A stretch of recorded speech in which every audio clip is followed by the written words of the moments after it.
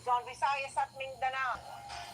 Kasunod sa Northern Luzon at sa Visayas, Mindanao naman ang nilindol ngayong araw, magnitude 7.4 ang pagyanig na naitala sa dagat sa timog silangan ng Manay, Davao Oriental. Hindi na bababa sa anim ang nasawi sa ngayon, maraming bahay at infrastruktura rin ang gumuho sa pagyanig kaninang umaga. At sa pinakahuling datos ng PHIVOLCS, halos 300 aftershocks na ang naitatala sa Mindanao at Visayas. Mula sa Davao City, nakatutok live si Sara Hilomen Velasco ng GMA Regional TV. Sara. Mel, Emil, Vicky, nagulantang ang mga residente dito sa Davao City matapos maramdaman ang magnitude 7.4 na lindol na tumama sa Manay, Davao Oriental kaninang umaga.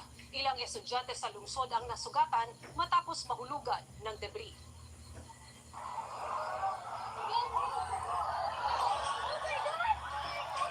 Nabalot ng takot ang mga estudyanteng ito sa Mapua Malayan Colleges of Mindanao sa Davao City nang yumanig ang magnitude 7.4 na lindol.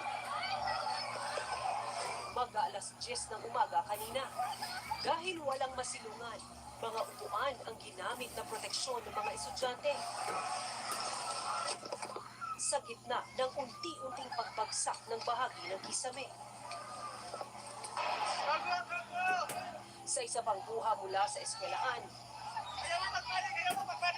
madilim dahil nawalan na ng kuryente sa silid-aralang ito.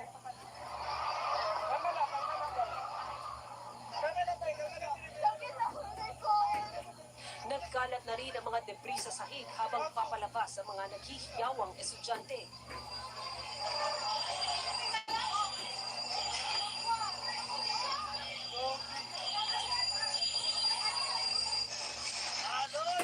Kita rin kung gaano kalakas ang lindol sa puhang ito.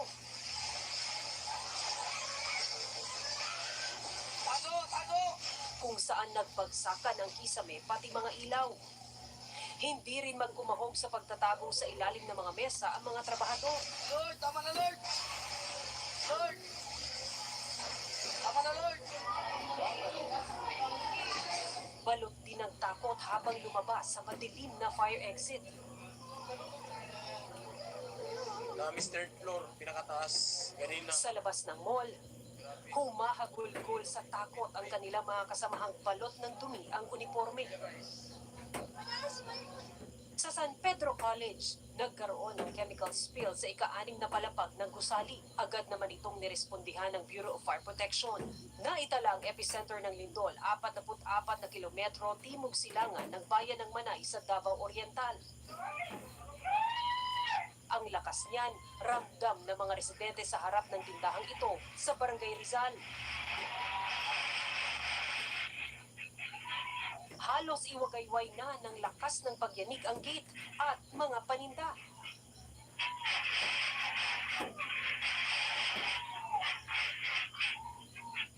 Sa post ni Attorney Israelito Torion, nagkalat ang malalaking tipak ng bato at mga puno sa gitna ng kalsada. May mga nasira ding bahay. Ganyan din ang sitwasyon sa bayan ng Lupon. Nagtumbahan sa lakas ng lindol ang mga oxygen tank. Nag-ugaan din ang mga gamit sa loob ng bahay. Kita rin ang naging pinsala ng pagyanig sa bahay na ito